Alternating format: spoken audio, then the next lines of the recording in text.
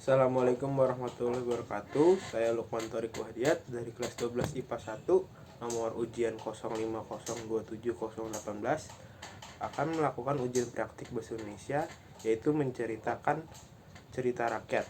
Cerita rakyat yang saya bawakan adalah Nyi Roro Kidul. Pada zaman dahulu, tepat di daerah Jawa Barat, terdapat sebuah kerajaan bernama Pakuan Pajajaran. Kerajaan tersebut dipimpin oleh raja yang sangat baik hati dan bijaksana. Di bawah kekuasaannya, rakyat hidup dengan makmur dan bahagia. Raja tersebut bernama Prabu Siliwangi. Sang Prabu memiliki cukup banyak anak. Salah satunya bernama Putri Kandita. Ia adalah seorang gadis yang sangat cantik, baik hati, dan memiliki sifat seperti ayahnya. Sang Prabu sangat menyayangi putrinya itu. Dan seiring bertambahnya usia, Putri Kandita semakin memiliki paras yang cantik. Karena ia merupakan anak tunggal dari permaisuri, maka ia adalah calon pewaris tahta berikutnya. Mendengar keinginan Prabu Siliwangi untuk menjadikan Putri Kandita sebagai penerus tahta kerajaan, Selir dan anak-anaknya tidak setuju. Mereka tidak rela Putri Kandita yang menjadi ratu berikutnya. Suatu hari, para Selir dan anak-anaknya berkumpul merencanakan siasat jahat untuk menyingkirkan Putri Kandita dan ibunya keluar dari istana. Untuk melancarkan rencananya, mereka meminta bantuan kepada penyihir sakti. Suatu hari, tanpa sepengetahuan raja, para Selir dan anaknya mendatangi penyihir tersebut. Selir dan anaknya ingin Putri Kandita serta permaisuri diberi kutukan agar tidak menjadi pewaris sang raja. Tanpa menunggu, sang penyihir melaksanakan tugasnya.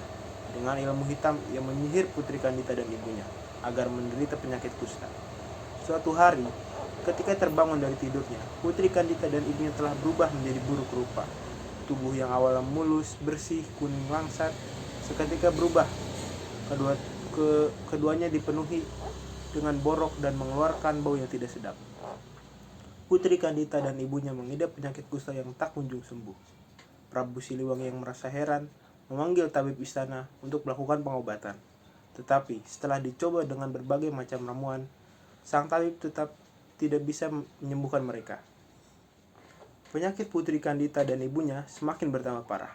Tubuh mereka semakin lemah karena tidak dapat mencerna makanan dan minuman. Putri Kandita yang masih muda dapat bertahan menghadapi penyakit itu, namun tidak dengan ibunya. Sang ibu telah wafat dan menghembuskan nafas terakhir. Putri Kandita dan raja sangat terpukul karena meninggalnya permaisuri. Selama berhari-hari, sang Prabu Siliwangi termenung sendirian. Ia merasa sangat sedih karena orang yang paling dicintainya telah meninggalkannya terlebih dahulu. Sang Prabu semakin terpukul melihat kondisi Putri Kandita yang tak kunjung sembuh. Ia merasa sangat cemas karena Putri Kandita akan menggantikannya meneruskan tahta kerajaan. Suatu hari, para Selir dan anak-anaknya datang menemui sang raja. Mereka menghasut agar Putri Kandita diusir dari kerajaan. Awalnya sang raja menolak. Namun, karena takut penyakitnya menular kepada anggota kerajaan yang lain, sang Prabu menyetujui usulan tersebut. Raja mengusir putri kesayangannya itu dengan berat hati. Selama berhari-hari, ia berjalan tanpa arah dan tujuan. Hingga akhirnya, dia tiba di pesisir pantai selatan Pulau Jawa yang memiliki banyak batu karang dan ombak yang besar. Saat sedang beristirahat, Putri Kandita bermimpi mendengar suara goib yang menyuruhnya menceburkan diri ke laut agar penyakitnya sembuh dan kembali seperti sedia kala. Ceburkanlah dirimu ke dalam laut, Putri Kandita, jika kau ingin sembuh dari penyakitmu. Kulitmu akan kembali mulus seperti sedia kala, ucap suara goib tersebut. Meyakini bahwa suara itu merupakan sebuah wangsit, Putri Kandita segera melakukannya. Sangat ajaib, ketika menyentuh air, seluruh tubuh Putri Kandita yang dihinggapi borok berangsur-angsur menghilang dan kembali menjadi mulus. Kesembuhan Putri Kandita tidak membuatnya kembali ke istana. Dia lebih memilih untuk menetap di pantai selatan dan berbaur dengan penduduk sekitar. Sejak tinggal di sana, Putri Kandita sangat terkenal dengan kecantikan yang ia miliki. Banyak pangeran dari berbagai kerajaan datang untuk melamarnya. Namun dari sekian banyak yang melamar, tak satu pun yang menarik perhatian Putri Kandita. Sebagian dari mereka mundur karena Putri Kandita mengajukan syarat yang sangat sulit. Syaratnya adalah mengadu kesaktian dengannya di atas gelombang pantai laut. Namun, sebagian dari mereka ada yang menerima syarat tersebut.